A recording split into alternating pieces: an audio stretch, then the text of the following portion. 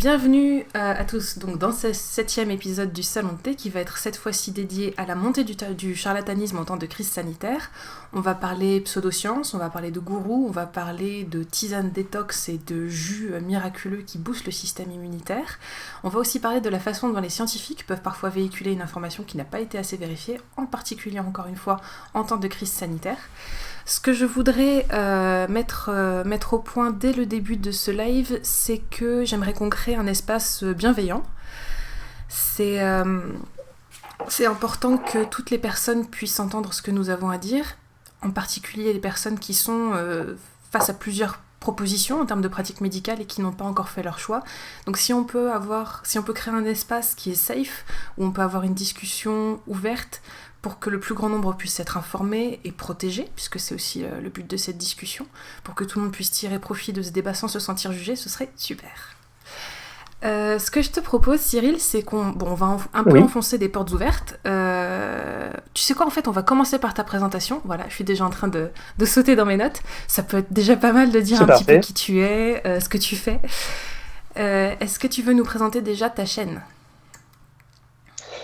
Donc voilà, je m'appelle Cyril Vidal, je suis chirurgien dentiste et il y a maintenant un peu plus d'un an, j'ai créé une chaîne de vulgarisation pour parler de la santé orale de manière générale, parce que ça faisait un petit temps que je voulais faire de la vulgarisation et il n'y avait pas grand-chose sur la santé orale. Tout ce qu'on voyait, c'était ou des choses promotionnelles ou des choses un peu farfelues, ou alors des choses vraiment qui s'adressaient en termes techniques à des dentistes pour voir comment réaliser tel ou tel acte.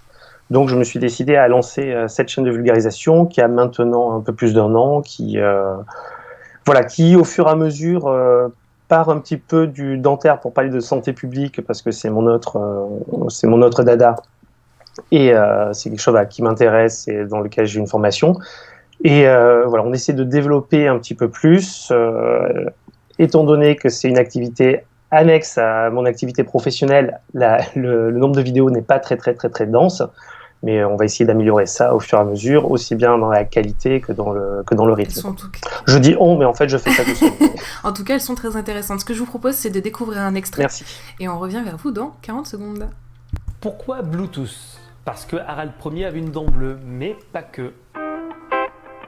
Bluetooth est un système informatique qui unifie les systèmes informatiques entre eux. C'est en hommage au roi Harald Ier qui a unifié tous les pays scandinaves dans la religion chrétienne que ce nom Bluetooth a été donné à ce système informatique d'unification. Mais d'où vient ce surnom de Bluetooth, de dent bleue, de Blotten dans sa version originale ? Je pensais que la raison était ultra connue et que ça n'intéresserait personne, mais j'ai pourtant fait 2-3 recherches dans le doute. Et là, je me suis aperçu que rien n'allait, que tout le monde avait l'air d'inventer sa petite anecdote. Alors, j'ai décidé d'enquêter. Hop, donc comme disait Cyril, il n'a pas accès au chat, mais je lui ferai remonter les commentaires. Voilà, donc vidéo super intéressante sur Bluetooth. Moi, c'est vrai que j'ai entendu beaucoup d'hypothèses là-dessus, mais j'étais fascinée d'écouter ton explication, qui était super intéressante et qui ne va pas seulement expliquer quel peut être le phénomène dentaire derrière ce terme de dent bleue, mais même tu vas un peu plus profondément dans la sémantique et tu expliques que la dent n'était pas forcément bleue, ce qui est assez intéressant. Mais aujourd'hui, on ne va pas parler de... Exactement. Hop, pardon. Aujourd'hui, on ne va pas parler de dans les dents. J'ai la vidéo qui fait n'importe quoi. Oula, alors attends. Il y a des petits soucis de connexion de ton côté, j'ai l'impression. On va... Oula, c'est une catastrophe. C'est de mon côté ? Je pense. Alors, je suis en train de regarder parce qu'il y a ta vidéo qui est en train de se faire la malle. Et ce serait bien si on peut... voilà. Elle est en train de se remettre en place. Bah alors, qu'est-ce qui se passe ? On va continuer. Donc, ce que je disais, c'est qu'aujourd'hui, on va parler d'un autre pan de ton activité, plutôt. Qui est ton activité en tant que président de FakeMed. Est-ce que tu peux nous expliquer ? Alors, je crois que tu es... Alors, j'ai trouvé des informations contradictoires, mais tu es président depuis novembre 2019, si je ne m'abuse ? Allô ? Ouh là là. Il se Exactement. passe des choses. Je lutte un peu avec la connexion et avec OBS. Hein. Ça ne passe pas du tout. Ça passe moyen. D'accord. Je pense que c'est toi, puisque la connexion sur Skype est en train de sauter un peu. D'accord, je me suis déplacé. Puis en plus, on t'a dans la lumière, c'est merveilleux. Hop là, bon. Juste moi qui suis mal installé.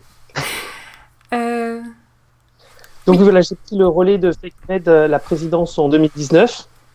Donc alors, le collectif, je vais expliquer un tout petit peu comment il s'est créé. Donc on était un groupe de soignants à beaucoup discuter de santé et de santé publique sur Twitter et monter au fur et à mesure dans les discussions. Donc ça, c'était au cours de l'année 2007-2018. Un ras-le-bol un petit peu des médecines alternatives qui faisaient la promotion, enfin, qui déstabilisaient un peu nos patients et avec lesquels on perdait beaucoup, beaucoup de temps à discuter pendant les consultations. Au lieu de prendre du temps pour expliquer ce qu'était la pathologie, pour expliquer s'il y avait un remède, s'il n'y en avait pas, pourquoi il ne fallait pas prendre de médicaments, pourquoi il fallait, on perdait beaucoup de temps à débunker les idées des patients. Donc, on a décidé ensemble de s'attaquer à ce problème. Et on a rédigé une tribune qui est parue dans le Figaro en mars 2018. Et à la suite de ça, donc on est un petit peu intervenu dans les médias pour parler. Le débat s'est beaucoup centré sur l'homéopathie, donc on a beaucoup parlé de l'homéopathie, mais ça concernait les médecines alternatives de manière générale. Et ça aurait pu retomber au fur et à mesure parce qu'il y a des sujets médiatiques qui ont tendance à prendre de la place et d'autres à s'éteindre. Et en fait, il se trouve des syndicats d'homéopathes ont porté plainte contre nous. À partir de ce moment-là, on s'est mis à reparler du problème et on s'est mis, nous aussi, à nous organiser pour pouvoir parler en public et également nous organiser pour, d'un point de vue juridique, nous défendre contre ces attaques ordinales. Donc, c'est comme ça que s'est créée la structure, l'association avec Jérémy Lescou, donc de la chaîne Asclepios, qui a pris la présidence au début et dont j'ai pris la suite pour qu'il puisse se recentrer notamment sur ses vidéos de vulgarisation. Donc voilà, c'est pour ça que je suis responsable depuis 2019 du collectif. Et donc, comme tu le disais, il y a eu un recours en justice. De ce que j'en ai lu, il y a eu plusieurs médecins qui ont eu des blâmes. Il y en a un qui a eu une suspension d'exercice. Donc il y a des relations qui sont compliquées entre les médecins alternatifs et les médecins classiques, on va dire. Avant d'expliquer un petit peu quelle est la différence entre les deux, on va même plutôt expliquer quelle est la différence entre les deux. Donc voilà, comme je le disais, on va un petit peu enfoncer des portes ouvertes, on va un petit peu dire des choses qui vont sembler évidentes à la plupart d'entre vous, mais j'aimerais bien qu'on pose quelques définitions de base pour qu'on soit sûr de partir sur la même terminologie, et encore une fois, on va faire ça dans la bienveillance. Donc ma première question, c'est qu'est-ce qui, selon toi, ou même selon la définition du collectif, constitue une pratique frauduleuse qui pourrait amener à qualifier quelqu'un de charlatan ou de pseudothérapeute ? Alors, une pratique frauduleuse, c'est, comme défini dans le Code de santé publique, c'est proposer à ses patients une thérapeutique illusoire ou insuffisamment éprouvée. C'est-à-dire tout ce qu'on va proposer aux patients alors qu'on n'a aucune preuve de l'efficacité d'une telle chose, que ce soit quelque chose qui soit en plus qui soit en plus néfaste aux patients, ou que ce soit quelque chose qui n'ait aucune efficacité. Donc la définition de charlatanisme, elle est très très très précise là-dessus. C'est proposer aux patients une thérapeutique non éprouvée ou illusoire.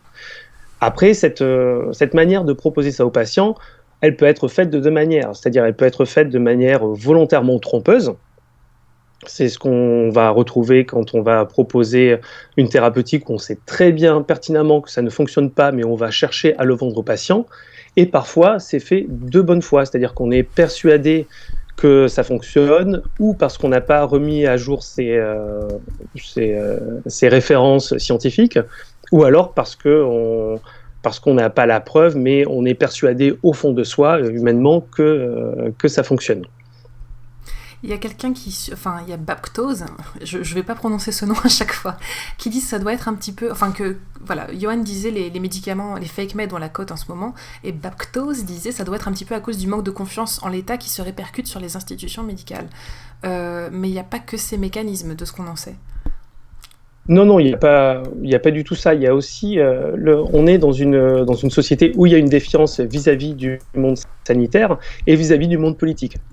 tous les messages qui vont arriver du monde politique vont avoir tendance à être remis en question très souvent, ce qui est une bonne chose de réfléchir aux choses. Tout ce que va dire le monde sanitaire va également être remis en question. Ça fait suite à plein de choses au niveau sociétal. En termes sanitaires, c'est vrai qu'il y a eu des scandales autrefois qui fait que des questions se posent. Et effectivement, ce qui est un peu dommage, c'est qu'il y a beaucoup de choses qui ont été mises en place pour contrer ces scandales, notamment par rapport il y a une mise en place du moteur de recherche transparencesanté.gouv.fr où on peut retrouver les liens d'intérêt de chaque praticien avec un laboratoire ou avec une structure. De la même manière, quand un soignant prend la parole en public sur un sujet, il doit exprimer la présence ou non de liens d'intérêt avec un laboratoire, enfin avec le sujet en tout cas dont il va parler. Donc voilà, ça c'est des choses qui ont été mises en place pour s'occuper de ce problème. Et pourquoi il y a ça aussi, donc c'est par rapport à ces défiances, mais également parce qu'il y a un appel à l'ancienneté, un appel à la nature, un appel à l'exotisme qui va être mis en place pour attirer. Et c'est vrai qu'on voit que les choses comme ça sont assez attirantes parce que les gens se rendent compte que l'environnement n'est pas en super bonne santé, que la société n'est pas en super bonne santé, et on part sur ce qui se faisait autrefois ou ailleurs, qui paraît toujours mieux, parce que ça paraît toujours mieux chez le voisin. Ce qui était avant, on a tendance à trouver ça un petit peu mieux aussi toujours. Donc c'est vrai qu'il y a un développement de ces propositions alternatives, parce que les gens cherchent une alternative différente, parce qu'ils s'imaginent que ça ne fonctionne pas aujourd'hui dans notre société. Donc c'est vraiment un rapport à la société, un rapport au monde sanitaire, un rapport à la politique qui fait que ces thérapeutiques, on le vend en poupe. Après, Internet et les réseaux sociaux vont aussi avoir tendance à amener de l'information justifiée, de l'information qui ne l'est pas, mais des gens qui se posent les questions, ce qui est une très bonne chose au départ, vont avoir tendance à trouver des réponses. Mais faire le tri entre les réponses qui sont plutôt fiables et celles qui sont farfelues, parfois c'est un petit peu difficile. Quand on est équipé pour s'armer contre ça, c'est quelque chose qu'on arrive à faire, mais parfois on n'est pas armé pour lutter contre ces désinformations. Et à ce moment-là, c'est facile de se retrouver embringué parce qu'on a quelqu'un en face qui nous assure que quelque chose fonctionne et on va avoir tendance à le croire. Mais il peut être sincère comme il peut ne pas l'être. Mais c'est pas parce qu'il est sincère que ça va être juste. Exactement. Alors, tu l'as déjà un petit peu expliqué, mais j'aimerais vraiment qu'on précise pourquoi c'est grave que ces pratiques existent. Pourquoi il y a, selon nous, qui sommes sceptiques, qui sommes pour une démarche scientifique, pourquoi est-ce que c'est problématique ? Puisque des personnes pourraient tout à fait répondre « c'est mon affaire, et ça ne vous regarde pas, laissez-moi faire ce que je veux ». Alors, il y a plusieurs problèmes qui se retrouvent. Comme j'ai expliqué tout à l'heure, une thérapeutique qui est illusoire n'est pas forcément quelque chose qui va aggraver un problème au départ. C'est-à-dire qu'on peut avoir des choses qui n'ont aucune efficacité. Ça peut être le cas de l'homéopathie, par exemple, qui peut n'avoir aucune efficacité. Là, le problème, il va être dans le recours aux soins un peu plus tardif. Il va être dans le manque de confiance mis dans le médecin qui ne sera pas homéopathe et la surconfiance qui va être mise dans le médecin homéopathe. Et après, il y a aussi un problème, c'est comment vous voulez avoir confiance en quelqu'un si cette personne vous ment sur l'efficacité d'un traitement. Ça va être assez compliqué. Après, on va avoir des traitements qui vont avoir une dangerosité. Ça va être, par exemple, les propositions de jeûne qui vont être faites dans certains traitements pour certaines personnes, où on va avoir des jeûnes qui vont entraîner des carences. On va également avoir un truc qui paraît assez anodin, qui sont l'utilisation des huiles essentielles, qui paraît quelque chose d'assez bien. Alors là, on est sur un problème qui est vraiment différent de l'homéopathie. On est sur des substances qui sont très, très actives. Et on va pouvoir avoir des problèmes, notamment dans l'exposition aux enfants à ces substances. Il y a eu un rapport qui est sorti il n'y a pas très longtemps où il y a une confusion, notamment par rapport à la taille des peaux, entre de la vitamine D et des huiles essentielles, donc avec de l'huile essentielle qui était donnée aux enfants à la place de la vitamine D. Donc là, on peut se retrouver avec des choses qui sont graves. Tout ça pour dire que le problème avec les médecines parallèles, avec les traitements qui sont proposés, c'est ou leur inefficacité parce qu'elles éloignent du problème, ou alors leur effet néfaste qu'elles peuvent avoir. Au-delà de ça, il y a tout... Oui, pardon. Je me permets d'interférer, puis je te laisserai reprendre. Je vais profiter de cet exemple que tu donnes pour être tout à fait transparente avec vous et pour vous dire que j'utilise les huiles essentielles par moment. J'essaie de me renseigner au maximum sur la façon dont elles fonctionnent et sur les articles qui ont été publiés pour prouver ou infirmer leur efficacité. Mais pour vous montrer à quel point elles peuvent être dangereuses, j'avais pris une fois de l'huile essentielle de basilic pour des problèmes digestifs. J'ai voulu faire de l'automédication et je me suis retrouvée avec une espèce d'inflammation, de brûlure qui se voyait sur absolument tout mon visage. Mon visage était gonflé, j'avais des boutons partout et on pouvait voir la brûlure qui descendait tout le long de l'œsophage sur la peau en externe. Donc ça vous prouve bien que quand bien même une substance est efficace, ça ne justifie pas de faire de l'automédication. Et voilà, je suis quelqu'un qui promulgue la science, mais je suis la première à faire des bêtises aussi. Voilà, je te laisse poursuivre. Pour le coup, je ne sais plus du tout où j'en étais par rapport au traitement. Oui, et au-delà de ça, donc il y a une défiance de l'ensemble du monde médical et du savoir. Et à ce moment-là, c'est assez gênant parce que on ne sait pas tout déjà. Donc on va chercher à accumuler des preuves au fur et à mesure. Mais si à partir du moment où il y a une défiance générale sur la santé et sur les recherches scientifiques, on va avoir un gros problème pour mettre à jour des informations. Les informations qu'on a, elles sont difficiles à accumuler, mais si en plus on se retrouve à devoir, au-delà d'accumuler les connaissances, d'essayer de faire des bilans, d'essayer de faire des synthèses sur tout ce que la recherche donne, sur tout ce qu'on sait en santé, si en plus d'occuper notre temps à chercher ces informations, à avoir des informations fiables, on perd du temps à devoir justifier, expliquer au patient qui est parti dans une autre direction, ça va être très compliqué. Une fausse vérité, ça met 5 secondes à être dit, mais ça met plusieurs heures à être débunké, on va dire. Et il y a un argument que tu utilisais dans l'un des documents que tu m'as envoyé, qui est reporté ici par Anarstat, qui dit même en étant inefficace, ça retarde l'accès à un diagnostic, ça retarde la bonne prise en charge de la pathologie. Exactement, on peut retrouver avec des retards de soins, voire des refus de soins complets, où on se retrouve avec des pathologies qui auraient pu être soignées à un moment donné, qui, à un moment, quand le patient finit par se présenter, quand il finit par se présenter, ce qui n'est pas toujours le cas, où on peut se retrouver avec vraiment une maladie, une pathologie qui n'est plus traitable et qui peut entraîner vers la mort. Alors, on a eu des cas célèbres avec des personnes comme Steve Jobs, des trucs comme ça, qui sont toujours mises en avant, mais c'est une réalité des retards de soins en pensant que la médecine alternative va pouvoir traiter les choses. Ça ne veut pas dire que tous les gens qui prennent des médecines ou des traitements alternatifs vont refuser de faire des soins qui sont nécessaires, qui sont utiles. En revanche, de faire croire que ça fonctionne, même pour des choses anodines qui ont tendance à se soigner toutes seules, ça va insinuer l'idée que ça peut tout traiter. Exactement. Et c'est un peu l'idée de l'homéopathie, justement, c'est de dire, on arrive à tout traiter. Quand Boiron, États-Unis, et pas Boiron, France, a dit, attention, nos traitements ne sont pas actifs contre la Covid-19, pour nous, ça a été très important, parce que c'était une avancée de dire, déjà, on commence à avoir le discours, ça ne soigne pas tout, ce qui est déjà un progrès. Après, il va falloir reconnaître que ça ne soigne rien du tout. Et ça va être un peu autre chose. Ce matin, je refaisais un tour sur les chaînes de gourous et j'avais vu effectivement un titre de vidéo disant comment se prémunir contre le Covid et entre parenthèses et autres Lyme, VIH, etc. Il n'y a pas de solution universelle. Ça fonctionne pas comme ça, il faut avoir une notion de mesure. C'est-à-dire que si vous voulez faire un plâtre d'argile sur un petit bobo que vous vous êtes fait parce que vous avez vu que l'argile est assainissante, à partir du moment où votre argile elle est propre, il n'y a pas de bactéries dedans, why not, ça vous regarde. Mais quand vous êtes face à des pathologies dangereuses, s'il vous plaît, allez voir un médecin. Ça demande des études, ça demande un travail non seulement d'apprentissage, mais aussi de validation, de mise à l'épreuve des techniques, parce qu'il est très, très, très important de s'assurer que ce qu'on vous propose a été éprouvé et ne vous mettra pas en danger. Tu parles de quelque chose de très intéressant, d'ailleurs, c'est que souvent des traitements sont proposés pour avoir une vertu pour être une panacée, quelque chose qui va avoir tendance à tout soigner. Et ça, c'est vrai que c'est quelque chose auquel il faut faire attention. Quand on vous propose un traitement qui va tout soigner, il y a anguille sous roche.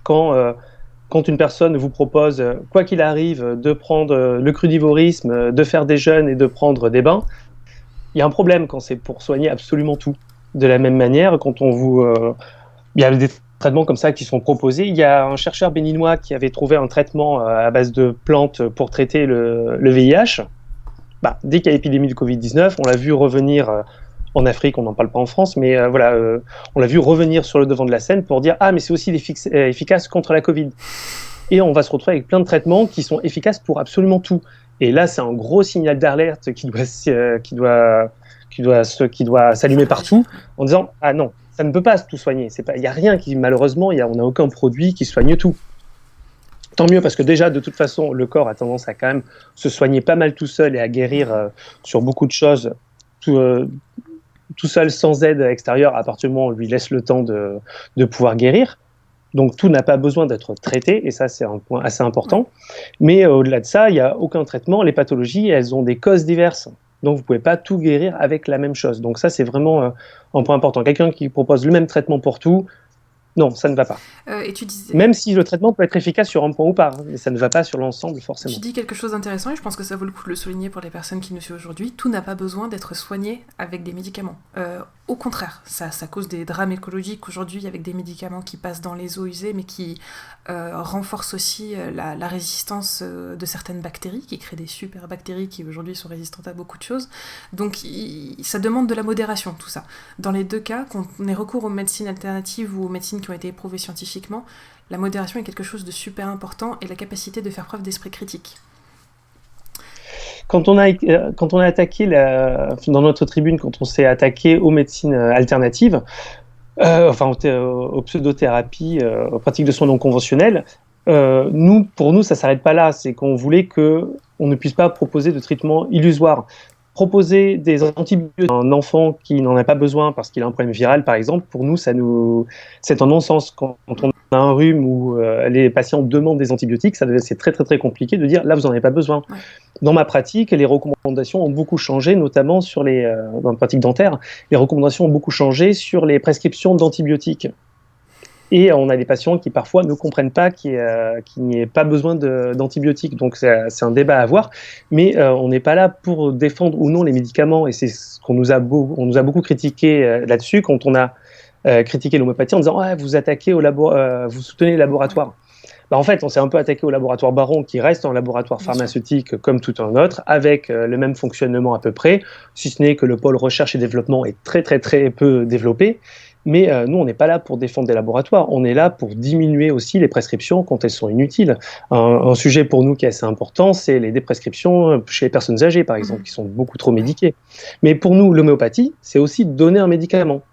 Et donner un médicament inutile, qui soit efficace sur d'autres choses qui ne soient pas, c'est non, parce qu'un médicament efficace peut avoir des effets indésirables et n'est pas utile et est une dépense inutile, mais un médicament qui n'est pas efficace, il peut avoir à rebours un effet indésirable, mais surtout il est inefficace, donc inutile, et c'est à ce moment-là s'il n'est pas nécessaire. On va enfoncer une troisième... Ça paraît un peu logique que je parle d'inutile et de non nécessaire, ça paraît assez redondant, mais, mais je pense que c'est un peu... Exactement, il y a des bases qui sont importantes à poser, et donc troisième porte ouverte à défoncer, quels sont les intérêts des personnes qui promeuvent ces médecines alternatives ? Les intérêts sont vraiment divers, comme pour tout ce qu'on fait au quotidien, et tous, c'est pas les charlatans, mais tout le monde. On fait tous les choses parfois par ego, des fois ça peut être des motivations financières, ça peut être des convictions profondes mais très personnelles, ça peut être des intérêts personnels qui sont vraiment très très divers. Une pente assez dangereuse, c'est de penser que tout le monde fait les choses uniquement pour essayer de gagner de l'argent. L'argent, c'est pas le centre d'une société, même si on pourrait avoir tendance à le croire, mais les gens le font aussi des fois par ego, par envie de reconnaissance, par des besoins comme ça. Donc les motivations peuvent être diverses. Mais je pense que c'est assez dangereux de penser que c'est l'argent qui fait marcher le monde, uniquement l'argent qui fait marcher le monde, et que les gens font les choses uniquement par vénalité. Je pense que c'est un peu une erreur de dire ça. Il y a vraiment des manières de faire du charlatanisme pour des raisons qui sont différentes. Et bien justement, c'est l'occasion d'entrer dans le thème un petit peu de la crise actuelle et de parler d'ego et de rappeler que la désinformation, ce n'est pas seulement l'affaire des gourous, ça peut aussi toucher des scientifiques. Et donc je pense que tu Exactement, peux parler des hommes providentiels. Pendant cette épidémie de Covid-19, c'est vrai qu'on a vu beaucoup de gens prendre la parole pour annoncer qu'ils étaient les sauveurs, qu'ils proposaient des traitements qui fonctionnaient. avec un retour médiatique ou pas, mais c'est vrai on a beaucoup vu ce discours. Et les gens qui font ça, c'est pas forcément pour des raisons financières, c'est des fois pour simplement par ego. Mais c'est aussi une attente de tout le monde en fait. On a tous envie, face à une épidémie, de trouver quelque chose qui va nous aider à sortir de l'épidémie. On a tous besoin de trouver un sauveur, c'est quelque chose d'assez régulier, qu'on retrouve assez souvent, donc ces hommes providentiels qui vont pouvoir arriver et dire « moi j'ai le traitement, j'ai la solution », bah, on les écoute et ça c'est une très bonne chose, parce que si quelqu'un a un traitement, c'est une très bonne chose. En revanche, c'est pas parce qu'il dit « je vais vous sauver » que ça devient un sauveur. Et qu'il faut absolument remettre toute sa confiance et aduler une personne comme ça. Non, c'est une très bonne chose, mais on n'est pas dans une société où une personne peut sauver le monde entier. C'est un ensemble de personnes qui vont tous s'entraider pour faire avancer les choses. Donc, ces hommes providentiels et croire en les hommes providentiels, c'est un côté humain qu'on a un peu tous. On espère tous qu'une personne va nous sauver, mais c'est pas comme ça que ça fonctionne. Que ce soit dans la recherche, dans la politique, bah, c'est un groupe de personnes qui va avancer ensemble et qui va trouver des solutions. Là, on a beaucoup vu et il y a aussi quelque chose d'assez humain finalement, mais un peu plus triste, parce que ça, c'est des démarches individuelles et non collectives. C'est qu'il y a des personnes qui sont persuadées d'être le sauveur et d'avoir trouvé la solution miracle. C'est assez gênant quand même, parce que même si communiquer avec les autres et dire « ah, j'ai trouvé un truc qui pourrait être pas mal », ça fait avancer. Se retrouver à penser soi-même qu'on est un sauveur, avec un ego démesuré, c'est quand même assez gênant, parce que plus on a confiance dans ce qu'on fait, plus on va être persuasif quand on va parler avec les autres, et on va être très très très influent. C'est assez dommage quand on n'est pas sûr de ce que l'on fait de faire ça. Mais parfois l'ego prend le dessus, et même sans certitude, on va avoir tendance à s'auto-persuader finalement, et à s'auto-persuadant, on va finir par persuader les autres. On a vu beaucoup de gens qui ont communiqué médiatiquement à la suite, depuis le début de l'épidémie, mais sans aucun souci, pour dire j'ai trouvé un remède, je donne à tous mes patients un soda à base d'extrait de quinquina, et voilà, ça marche super bien. Pour nous, ça nous paraît absurde de faire la promotion d'un traitement illusoire et insuffisamment éprouvé. C'est même dangereux. Parce que ça fait croire, même si on est en train d'étudier en se disant « ah, ça pourrait fonctionner », là, c'est faire croire aux gens, en communiquant sur les grands publics, faire croire aux gens que de boire du Schweppes, ça peut suffire à se protéger ou à guérir de la Covid-19, ce qui est quand même extrêmement gênant. Même si on est persuadé, on a un devoir, parce que quand vous êtes soignant, on a travaillé dessus, on a réfléchi. Quand vous êtes chercheur aussi, vous réfléchissez à votre manière de communiquer, et cette communication est très importante. Les avancées de la recherche doivent se partager entre chercheurs, et c'est quand on a des preuves qu'on va pouvoir les diffuser sur du grand public, qui lui, je parlais tout à l'heure d'avoir les armes ou pas pour détecter le vrai du faux. Là, c'est assez important justement de pouvoir travailler la communication qu'on va faire au grand public, et proposer à tout le monde une information qui est compréhensible par tous. Parce que balancer des schémas, des chiffres dans des études qui sont assez difficiles à comprendre, même pour les initiés, pour le grand public, ça va être beaucoup plus compliqué. Et c'est utiliser la science et les termes scientifiques pour faire croire que c'est sérieux, alors que parfois ça ne l'est pas. Et ça, c'est un stratagème qui est assez souvent utilisé par les charlatans, justement, d'utiliser des termes scientifiques. On retrouve beaucoup, par exemple, des propositions de traitement quantique. Le mot quantique, il est majoritairement, quand on parle de santé, il est totalement sorti de son contexte. Et c'est très très très gênant, ça, d'utiliser des termes scientifiques qui font confiance, qui font croire que c'est sérieux, qui font croire que c'est un appui, qui font croire que c'est des bases scientifiques, alors que c'est juste une utilisation erronée de certains mots. On a retrouvé ça à une époque, il y avait fin des années 90. Il y a eu une publicité pour une bonne cause, c'était pour stimuler l'arrêt du tabac. On avait fait la liste de tous les additifs qu'il y avait dans le tabac, et on l'a présenté aux gens dans la rue en disant « est-ce que vous consommeriez quelque chose, ce produit ?» Et tout le monde voyait des noms un petit peu dangereux, ils disaient « ah non, ça je ne consommerais pas », ils étaient tous en train de fumer, et à la fin, c'est dit « tout ça c'est dans votre cigarette ». Le fait de faire peur aux gens en leur présentant des noms compliqués, en présentant des noms scientifiques, c'est pas une bonne manière de faire. Que ce soit pour vouloir le bien des personnes, en voulant qu'elles arrêtent le tabac, ou que ce soit pour dire j'ai raison, mon traitement fonctionne, regardez tel produit. Cette utilisation est très erronée. Ce qu'on veut quand on fait de la la communication, c'est juste, enfin, de la vulgarisation, c'est justement que les patients comprennent pourquoi. Et vous présentez juste une molécule qui fait peur pour arrêter le tabac, je ne pense pas que ce soit, même si la finalité est extrêmement louable, je pense que ce n'est pas une bonne manière de faire. Et on retrouve ce fonctionnement inverse, donc c'est les charlatans où ils vont utiliser la science au contraire pour rassurer et non pas pour faire peur. D'ailleurs, je me permets, on va passer un extrait rapide d'une série qui s'appelle Goop, qui est produite, enfin voilà, qui présente l'activité de Gwyneth Paltrow, qui a créé sa boîte qui s'appelle Goop et qui propose l'accès aux médecines alternatives. Et j'ai fait un petit montage pour vous faire entendre un petit peu les arguments qui sont utilisés dans ces cas-là. Pourquoi Bluetooth ? C'est pas celui-là. Parce que Harald Ier avait une dent bleue. The body doesn't end right here at the skin. The body is multidimensional. There are layers to it, and I'm interacting with those layers. How do you explain that? I don't know. That's what I'm saying. You can't measure this stuff. Totally dismissed by most conventional doctors, right? They're like, fascia. I don't think the technology is quite there to measure energy healing, but just because something isn't proven doesn't mean it doesn't work. And being a medium means that I can connect with the consciousness of people who have left their physical bodies and crossed to the other side. But what we try to do at Goop is to be open-minded and explore ideas that may seem out there so that people can have access to the information and make up their own minds. Voilà, donc comme tu le disais, le dernier argument qu'ils utilisent, c'est nous essayons de faire preuve d'une ouverture d'esprit et de fournir l'information aux gens pour qu'ils puissent prendre leurs propres décisions. Donc il y a toujours un discours qui va dans le sens du « on vous offre quelque chose, on vous donne un savoir qui n'est pas forcément accessible à tous pour que vous puissiez souvent vous hisser au-dessus des autres ». Je retrouve beaucoup, moi, cette notion chez les gourous, ce côté vous allez savoir ce que les autres ne savent pas, et un côté très... nurturing, on va s'occuper de vous, on va vous remettre au centre de la thérapeutique. Donc ce sont des arguments qui sont souvent utilisés. Sur le fait de vous sacher, c'est quelque chose d'assez intéressant, c'est que tout le monde a envie de se croire exceptionnel et a envie d'avoir un savoir que les autres n'ont pas. Et c'est une technique qui est souvent utilisée dans le complotisme de manière générale et chez les charlatans en termes de santé.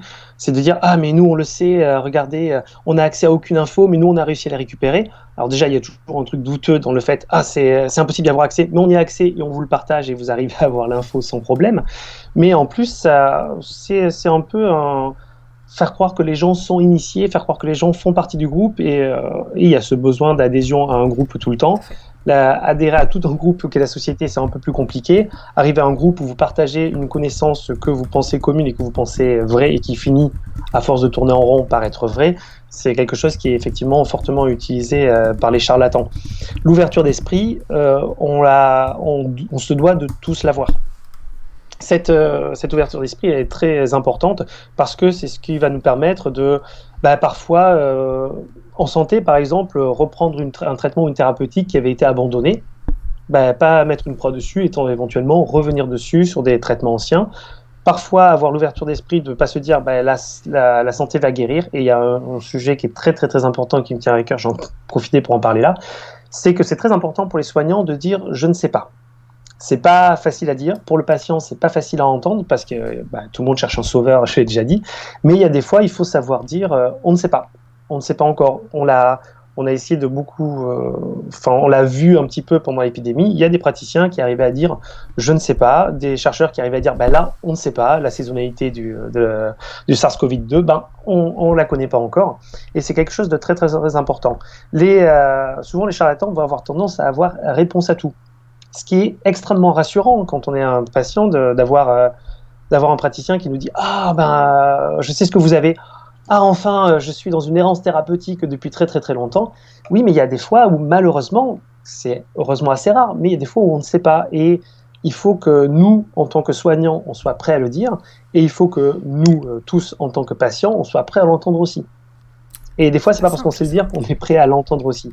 Et c'est la difficulté des maladies assez symboliques, que ce soit le cancer ou le VIH, où on cherche une réponse, on cherche une solution, alors que malheureusement, parfois, il n'y en a pas. Tu m'avais parlé d'autre chose sur l'exemple de Gwyneth Paltrow, là, c'était il y en avait plusieurs, donc il y avait on ne se l'explique pas, mais la technologie n'est pas encore arrivée au stade où on peut le faire. Qu'est-ce qu'il y avait d'autre ? Flûte. On va peut-être pas se regarder. Alors, je vais rebondir dessus pendant que tu recherches l'autre donnée. Il y a sur le fait que la technologie peut pas tout prouver. Oui, c'est vrai. En revanche, on a quand même pas mal de connaissances. Et plus on a de connaissances, plus on a l'impression d'avoir... on a envie d'en savoir toujours plus. À partir du moment où on est capable de comprendre un certain nombre de choses, on aimerait bien en comprendre 10 000 fois plus. Et plus on apprend, donc plus on est dans l'ignorance. Et effectivement, on ne sait pas tout. En revanche, il y a quand même pas mal de choses qu'on sait. Et très souvent, les charlatans disent « Ah, mais on ne sait pas comment ça fonctionne. » Ou on ne sait pas totalement. Ça arrive qu'on ne sache pas totalement. D'un point de vue le fonctionnement neurologique, on ne connaît pas tout exactement. Mais on sait quand même pas mal comment ça fonctionne. Quelque chose qui est à la fois à cheval sur le charlatanisme et sur la médecine evidence-based, ça va être l'hypnose. Ou l'hypnose, on sait relativement comment ça fonctionne, même si on ne sait pas exactement comment tout fonctionne, mais c'est quand même quelque chose qu'on connaît et sur lequel on travaille depuis un certain temps, qu'on cerne assez bien. Et aussi bien, on sait sur quoi ça fonctionne et sur quoi ça ne fonctionne pas. Donc c'est quelque chose qui est un peu à cheval sur les deux. Mais c'est vrai que parfois on ne sait pas tout, mais on a quand même un nombre de connaissances. Et c'est pas parce qu'on ne sait pas tout exactement qu'on peut se permettre de dire on ne sait rien, et pour le coup, on imagine des choses.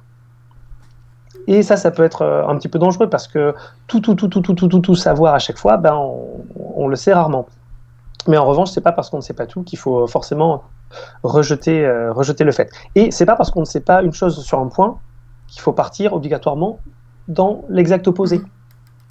Parce que c'est pas parce qu'une chose n'est pas vraie que son exact opposé est une réalité. Et donc il y avait un troisième point que tu as retrouvé. Il disait un autre truc qui était c'est pas parce qu'on ne sait pas comment ça fonctionne que ça ne fonctionne pas. Je sais pas si c'était ce point-là. Non, c'était encore une autre chose que tu avais dit. Mais alors si c'était sur la fin de la vidéo, c'était on essaie d'avoir un esprit ouvert, de mettre l'information à disposition des gens et de les laisser prendre leurs décisions par eux-mêmes. Ce qui, moi, me pose problème parce que la série en elle-même ne présente pas le point de vue opposé. Elle se contente de présenter son point de vue et de dire que les médecins rejettent ça comme du bullshit et voilà, de se mettre en avant comme une communauté qui a été rejetée alors qu'elle essaie simplement de faire du bien aux gens. Alors, mais les choses sont beaucoup étudiées. Il y a des choses qui paraissent un peu bullshit sur lesquelles on va beaucoup travailler. Par exemple, le MDR qui est une technique en gros de suggestion d'idées où vous gardez les yeux fermés et vous basculez les yeux de droite à gauche. Ça paraît très farfelu quand on le présente comme ça. Et en fait, c'est quelque chose qui a une réelle efficacité sur les états de stress post-traumatique. Ça marche très bien. Donc, alors, chez les adultes, c'est vrai que c'est assez limité, ça peut avoir tendance à être proposé pour tout, mais sur les syndromes de stress post-traumatique, c'est quelque chose qui est très efficace et qui paraît farfelu. Je pense que la médecine, on peut avoir des praticiens et des chercheurs qui ont tendance à rejeter certains trucs, mais dans l'ensemble, la santé et la médecine a tendance à chercher un peu toutes les solutions. L'hypnose a été beaucoup étudiée, l'acupuncture a été très étudiée, l'homéopathie a été très étudiée. Il y a plein de choses, plein de sujets qui ont été très étudiés. Si on considérait ça vraiment comme du bullshit absolu, on l'étudierait pas avant de le rejeter. Après, vous avez des choses qui sont un peu farfelues, qui sont inventées par des gars dans leur coin, qui sont pas toujours sur lesquelles on n'a pas toujours de preuves d'efficacité comme d'inefficacité parce qu'elles n'ont pas encore été étudiées. Quand on fait avec le collectif FakeMed les fiches du FakeEdex où vous retrouvez, selon une discipline, on essaie de faire des fiches sur 1-2 pages pour expliquer ce qui est efficace et ce qui ne l'est pas. On se retrouve parfois sur certaines thérapeutiques où on ne réussit pas à avoir d'informations. Mais en général, c'est quelque chose qui a été breveté par un gars dans son coin et voilà, ça arrive qu'il y ait des choses qui ne soient pas étudiées, mais dans l'ensemble, même les choses qui paraissent un peu évanouies, un peu absurdes, sont quand même étudiées. Et je viens de retrouver ce dont tu parlais, c'était le fait de replacer le patient au centre. Oui. De l'attention et dans sa globalité. C'est quelque chose qu'on entend beaucoup, le fait de l'approche holistique, qui est une approche assez sereine, assez saine au départ, où on va chercher à soigner les patients en voyant leur globalité, ce qui est une chose qui est très louable. C'est quelque chose que la médecine n'a pas fait pendant un certain temps, mais ça fait assez longtemps qu'il le fait. Et j'ai même envie de dire que Samuel Hahnemann, qui a créé l'homéopathie, a apporté quelque chose d'intéressant dans la médecine. C'est prendre le temps d'écouter le patient et prendre le temps de le voir dans sa globalité. Et c'est quelque chose de tellement bien que la médecine habituelle, s'en est saisi tout de suite du fait de mener des interrogatoires plus poussés, de poser des questions sur la santé générale à chaque fois. C'est quelque chose qui est fait. C'est vrai que ce qu'on appelle les dérapeutes, donc les charlatans qui se proclament thérapeutes, vont avoir tendance à prendre du temps pour écouter le patient. Mais on n'a pas le même fonctionnement, on n'a pas les mêmes demandes vis-à-vis des patients. Et c'est vrai qu'il y a certains qui peuvent prendre le temps d'écouter. Prendre le temps, se sentir écouté, c'est une excellente chose pour avoir une première approche, pour avoir déjà un effet placebo. Le premier élément d'effet placebo, les effets contextuels, ça reste quand même le praticien. Et donc, quand vous avez quelqu'un qui vous écoute déjà, ça fait déjà du bien. C'est une bonne chose pour commencer. Et c'est vrai que les charlatans ont tendance à dire moi, je prends du temps. Mais on aimerait tous pouvoir prendre du temps. En revanche, le fonctionnement de la santé, la manière dont l'assurance maladie prend en charge les soins, la demande de soins, les déserts médicaux font que les médecins sont obligés d'avoir cette contrainte au-dessus sur leur travail, qui font que... Mais tous les praticiens aimeraient faire ça. En revanche, tous les médecins ne sont pas payés 122 € la consultation pour prendre 40 minutes. Non, ça fonctionne pas comme ça. Donc c'est vrai que remettre le patient au centre, c'est une bonne chose. Se refocaliser sur le patient, l'interroger, donner l'importance, l'écouter, passer du temps à l'écouter, le voir dans son ensemble, c'est quelque chose que tout le monde reconnaît comme bon, que tout le monde veut faire en place, mais ce n'est pas le garant d'une thérapeutique efficace, en tout cas. Et c'est pas toujours le garant, c'est pas parce que vous écoutez quelqu'un, vous allez lui rendre service à l'écouter, mais c'est pas pour ça que vous allez le guérir de son problème. Exactement. Et ça, c'est quelque chose d'important. Donc, c'est une bonne chose qu'on aimerait tous faire, mais en revanche, c'est pas le garant d'un bon soin. Alors du coup, le temps passe super vite parce que le sujet est super intéressant, mais j'aimerais bien qu'on regarde un petit peu sur le sujet des crises sanitaires, évidemment de celle qui a lieu actuellement, mais pas uniquement. Toi, tu m'as envoyé notamment quelques images qui illustrent que le charlatanisme, ça date pas d'aujourd'hui et qu'à chaque nouvelle épidémie, on va avoir des montées de personnes qui disent « moi j'ai la solution ». Est-ce qu'on peut se reconcentrer un petit peu là-dessus, parler de pourquoi, comment ça a lieu, quels sont les phénomènes sociaux derrière ça ? Alors, comment ça a eu lieu, on va peut-être prendre des exemples particuliers à côté. En revanche, le fait de se retrouver un petit peu en période d'épidémie, en difficulté, c'est assez normal parce que on va avoir tendance à... C'est un peu exceptionnel une épidémie. Heureusement, ça n'arrive pas tout le temps. Et pendant très longtemps, on cherchait à un problème grave, une cause grave aussi, une cause très importante. Donc pendant très longtemps, quand la religion était vraiment le repère de toutes les sociétés, on se disait que c'était un problème divin. En gros, c'est un problème d'épidémie. Donc on cherchait à satisfaire les dieux pour essayer de guérir. Donc par rapport à des épidémies qu'il y a pu avoir, on a vu des personnes ou des animaux qui étaient sacrifiés. Il y a quelque chose d'assez intéressant sur les animaux sacrifiés, c'est que en fait, c'est ce bouc émissaire dans le monde grec, on a appelé ça les pharmakones. Et pharmakone, c'est le même mot qui a donné le poison, le remède et le bouc émissaire. Donc, on considérait ça vraiment comme un soin, comme quelque chose de thérapeutique, de sacrifier ou on n'amène pas forcément à la mort. Des fois, c'est qu'il était juste expulsé de la cité. Mais on cherchait vraiment à guérir d'une manière ou d'une autre. On a du mal à rester inerte devant une épidémie, on cherche absolument à faire quelque chose. Alors, notre manière de voir les épidémies, c'est vrai qu'elle est assez biaisée parce que, notamment dans le collectif Fake Med, il y a un sujet sur lequel on n'est pas tout à fait d'accord, c'est la gestion de la crise H1N1 par Roselyne Bachelot.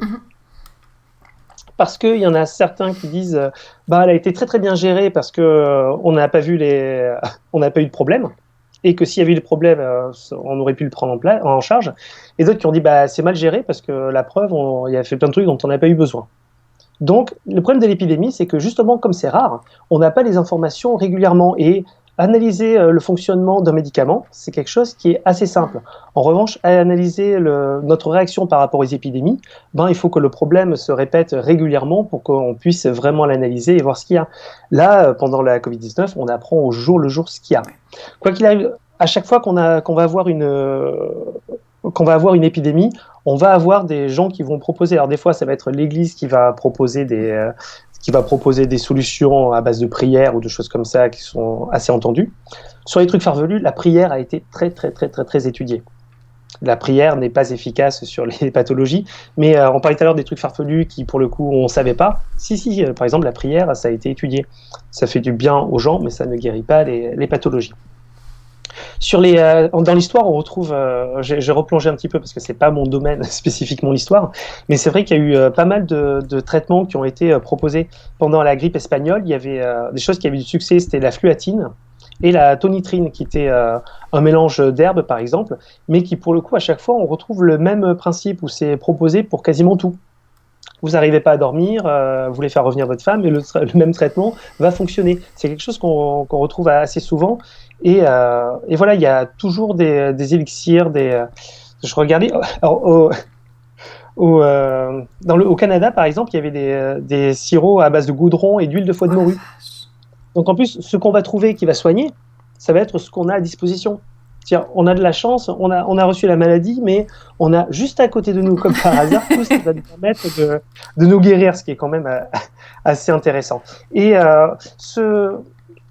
y a un truc assez amusant sur les parallèles, c'est de se sentir un peu en guerre. Et ce principe de l'homme providentiel qui est le héros, c'est un peu ce qu'on retrouve dans toutes les épidémies. On a vraiment l'impression d'être en guerre, et c'était pour ça que c'était assez étonnant d'entendre notre président de la République utiliser ce vocabulaire guerrier très régulièrement, parce que c'est ce qu'on retrouve exactement dans les épidémies, quoi. On sent ça comme une attaque et on cherche un héros qui va sauver le monde. Donc on a toujours ces espèces d'hommes providentiels, ces sauveurs qu'on attend, qu'on espère. Il y a Johan, excuse-moi, je me permets de te transférer une question. Il y a Johan qui dit, j'ai entendu dire que la prière pouvait même avoir un effet nocebo. As-tu des éléments à ce sujet ?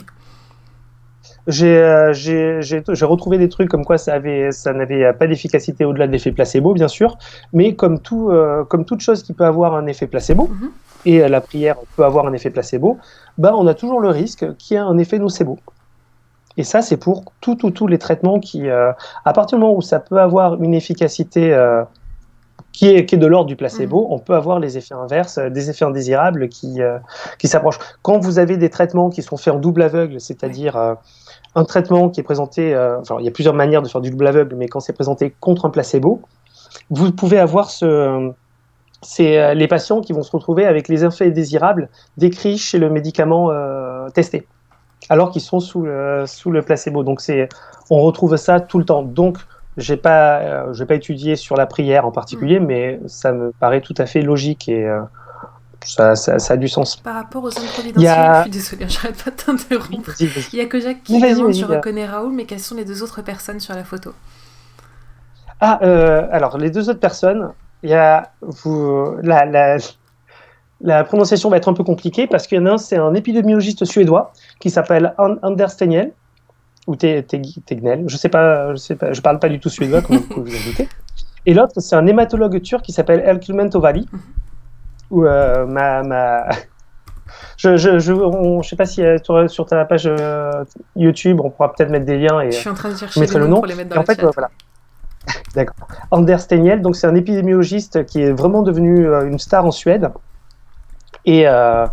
mais qui dit des choses qui ont du sens, qui est assez posé, qui est pas provoque. C'est juste que on cherche un homme providentiel, on va trouver cette personne-là. L'hématologue Erkülment Ovali va proposer des traitements, et là on est plus sur on cherche à se faire connaître. Enfin, se faire connaître, c'est plus quelqu'un qui se met en avant que quelqu'un qui est mis en avant par la population. C'est des fonctionnements à chaque fois un peu différents selon les sociétés, mais j'ai mis ces trois personnes parce que voilà, c'était des noms qui ressortaient pas mal, et à chaque fois reconnus à tort ou à raison. On s'en moque, c'est pas ce qu'on cherche à juger, mais c'est qu'il y a toujours une recherche d'hommes prévidentiels, et on a plutôt qu'une équipe de chercheurs, on va avoir des noms qui sortent comme ça. Même si en France on a pas mal parlé de l'IHU, on a aussi beaucoup parlé de Didier Raoult dans sa personnification, avec tout ce qu'on mettait dedans, de bon et de mauvais. Mais c'est vrai qu'il y a une recherche de personnification comme ça et d'hommes providentiels où on espère voir un sauveur. Mais en Suède, c'est vraiment, Anders Tegnell est vraiment très très très il est adulé, quoi. C'est impressionnant. On est dans une société qui a de plus en plus, en tout cas les sociétés du first world, je pense que dans le tiers-monde, on n'a vraiment pas l'impression d'avoir trouvé toutes les solutions, mais dans notre confort occidental, on a le sentiment que le progrès, le fameux progrès, nous apporte toutes les solutions dès qu'on en a besoin. Et on a une volonté de contrôle aujourd'hui sur l'imprévu qui amène les gens à effectivement être très en recherche de ces personnes qui nous proposent une solution immédiate. Et c'est un phénomène sociologique intéressant. Oui. Des fois, cette solution immédiate va être proposée par des gens qui se prononcent contre le progrès. La société fait n'importe quoi, elle crée des problèmes parce qu'elle met des antennes 5G qui justement ont causé le Covid-19. On a des laboratoires qui laissent échapper les virus. On a vraiment ce discours assez technophobe. Et en même temps, on a la même demande que les technophiles. C'est-à-dire qu'on veut un remède miracle et qui va fonctionner tout de suite, sauf qu'on va le chercher ailleurs. On va le chercher dans un remède qu'on voudrait naturel. On va jamais chercher une guérison dans l'isolation simple, par exemple. Dans le confinement a été beaucoup, beaucoup critiqué par les technophiles et par les technophobes, justement, par les deux extrêmes, on va dire. Mais parce que on veut pas, et c'est assez humain, on veut pas rester sans rien faire. Là où on manque un peu d'imagination, c'est que se confiner, ce n'est pas ne rien faire, c'est faire quelque chose. Quand on a un rhume et que au lieu de prendre un traitement, on va se moucher, ce n'est pas rien faire. On va se moucher, justement, on va continuer d'évacuer. Mais qu'est-ce qu'on fait quand on ne fait rien contre un rhume? On va aussi en profiter pour rester chez soi, se reposer, pour dormir un peu plus. On va éviter l'alcool, on va éviter de fumer, on va faire plein de choses. Et finalement, le fait de ne pas prendre de médicaments, ce n'est pas rien faire. Le fait de ne pas prendre une thérapeutique qu'on pense naturelle, c'est faire quelque chose. Ne pas le prendre, ce n'est pas ne rien faire non plus. À côté, on a un comportement et attendre de voir comment les choses évoluent, c'est aussi faire quelque chose finalement. J'en profite pour... Mais on a envie que ça aille vite et qu'on fasse plein de choses. J'en profite pour rappeler que ça fait un moment là qu'on est en confinement, mais qu'il y a toujours des gens qui meurent, que la Covid est toujours dangereuse. Donc s'il vous plaît, restez chez vous. Je vois de plus en plus de gens qui sortent. Je connais des gens qui font des apéros toutes les semaines. S'il vous plaît, restez chez vous. C'est important. Moi, j'ai une voisine immunosupprimée qui a fait un apéro il y a 2 semaines. J'étais sur le point de m'arracher les cheveux. Protégez-vous et protégez les autres. Rappelez-vous que ce n'est pas parce que vous ne montrez pas de symptômes que vous ne pouvez pas infecter d'autres personnes. Il y a une véritable dilution de la responsabilité qui est liée au fait qu'on ne sait pas qui on contamine, mais ça ne veut pas dire que vous n'avez pas de responsabilité. Voilà. Et même si vous critiquez ce que peut faire le gouvernement ou les décisions en disant « on a trop d'infos contradictoires », sur le confinement, vous êtes certain de ne pas faire quelque chose de mauvais parce que vous protégez les autres, effectivement, en restant le plus possible chez vous. Après, c'est pas toujours possible de rester chez soi, mais déjà d'éviter d'aller faire la bise aux autres et de les accueillir chez vous pour faire une teuf à 15. C'est difficile de prendre les précautions nécessaires en termes de distanciation sociale et en termes de respect des gestes barrières. Donc oui, effectivement, essayez de rester chez vous au maximum, malheureusement. Et c'est pas parce que le confinement arrive à sa fin demain que l'épidémie s'arrête. L'épidémie risque de continuer sur plusieurs années encore. Donc ces gestes barrières, on va devoir quand même les développer. On va pouvoir de plus en plus se déplacer, mais il faudra se déplacer, ça ne veut pas dire reprendre la vie d'avant, ça veut dire quand même continuer à faire attention. Mais de toute façon, ces gestes barrières, ces principes de précaution, c'est quelque chose qu'on devrait avoir quand même par rapport aux contaminations de grippe chaque année, de toute façon. Et j'en profite, bien sûr, puisqu'on parle de ça et de vaccins, où c'est un sujet qui est beaucoup, beaucoup abordé par les charlatans, le vaccin de la grippe fonctionne parfois assez bien. Donc je vous invite à faire vos vaccins régulièrement. Ça tape pas toujours juste, c'est pas parce que vous êtes vacciné que vous ne ferez pas le vaccin, c'est pas le meilleur vaccin du monde, mais c'est un vaccin qui peut être très très intéressant. Alors même si vous risquez pas de mourir de la grippe, en revanche, vos grands-parents peuvent beaucoup plus facilement, sont beaucoup plus fragiles, ou les gens autour de vous, immunosupprimés par exemple, vont être beaucoup plus fragiles. Donc si vous pouvez éviter d'être vecteur, le tout c'est pas dans une épidémie, c'est pas d'attraper la maladie ou pas. Ouais. Surtout j'imagine pour les gens qui sont là, qui ont entre 25 et 40 ans, ça va être de ne pas être vecteur. Ouais. Et ça, c'est assez important de répéter. C'est assez terrible d'ailleurs d'avoir entendu autant de gens dire « Ah mais de toute façon, au début, la Covid, ça tue autant de gens que la grippe. » Oui, la grippe, ça tue des gens. C'est important, c'est problématique en soi. Donc c'est pas parce qu'on est habitué à la grippe qu'il ne faut pas utiliser les gestes barrières, qu'il ne faut pas s'en protéger pour protéger les autres. C'est quelque chose d'important. Exactement. Tu parlais du recours aux médecines. On a encore tellement de choses à dire, je vois 3 minutes et je fais faut encore qu'on dise plein de choses. Tu parlais du recours aux médecines traditionnelles et tu m'avais envoyé une image d'illustration que je trouve très intéressante, qui est celle de l'artémisia qui est utilisée à Madagascar. Oui, alors, tu voulais parler de... Il y a un traitement à Madagascar qui a été développé au niveau national, donc qui a été beaucoup distribué. C'était en fait une tisane à base de plantes qui s'appelle Covid Organics. J'ai plus le nom sous les yeux là, je vais le retrouver en même temps.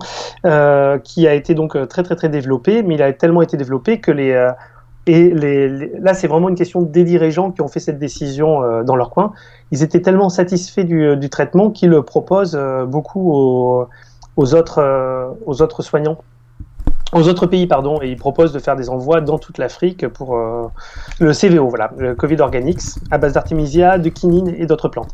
Et même si ça nous paraît loin, en fait, ce qui se passe à Madagascar, ça influence très vite la France, parce qu'il y a Mayotte à côté, parce qu'il y a la Réunion à côté, donc voilà, ce n'est pas rien, et faut arrêter de penser que parce que les choses sont au bout du monde, qu'elles ne nous atteignent pas déjà, parce qu'on est dans une société assez mondialisée qui communique beaucoup, et ensuite parce que quand on est la France, où on a plein de territoires un peu partout, pour le coup, les Français se retrouvent exposés de manière générale. Comme tu le dis, on a de toute façon une recherche d'exotisme dans les médecines traditionnelles qui fait qu'il y a énormément d'apport par rapport à ça.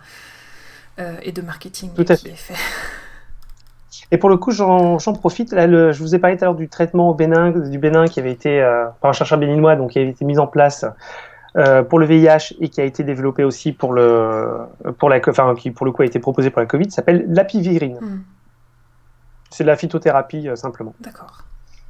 Mais dans les traitements, on a eu des trucs quand même assez absurdes. On a eu des propositions de traitement par urine de vache. Oui, ou par cocaïne. La cocaïne, c'est pas pour un traitement, en disant que la cocaïne permettait de se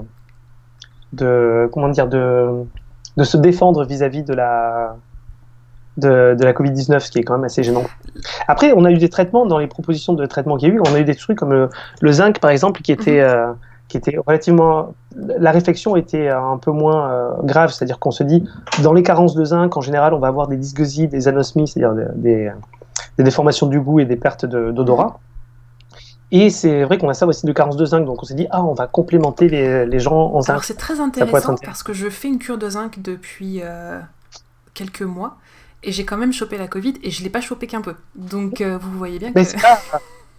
C'est des parallèles qui sont faits, mais ça a été fait par des soignants où on fait un parallèle qui est pas stupide sur le départ. Sûr, non. Et c'est vrai que c'est une piste de réflexion, on parlait d'ouverture d'esprit tout à l'heure, de se dire, mais il y a un parallèle, est-ce que c'est pas exploré ? Oui, c'est exploré.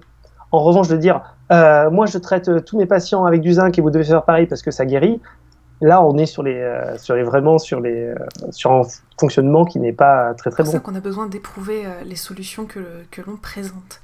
Ah là là, il y a tellement de choses de plus à dire, mais malheureusement... J'avais plein de choses à raconter, moi. C'est déjà fini. Et toi aussi ? Et si on se faisait un épisode 2, ce serait bien ? Avec plaisir. Parce que de toute façon, cette épidémie n'est malheureusement pas finie, donc on aura encore plein de choses à dire là-dessus. Je profite de cet épisode pour vous informer ceux qui ne le sauraient pas, que depuis la semaine dernière, l'EFS, donc l'établissement français du sang, accepte les dons de plasma de la part de personnes ayant eu le Covid et s'en étant remises. J'ai pour ma part attrapé le Covid, j'ai eu pendant 3 semaines, c'était casse-pied, j'avais des poumons en carton, et comme ça fait plus d'un mois que je suis remise, j'ai pu aller donner mon plasma, c'est-à-dire donner des anticorps qui pourront être transfusés à des personnes qui en ont besoin.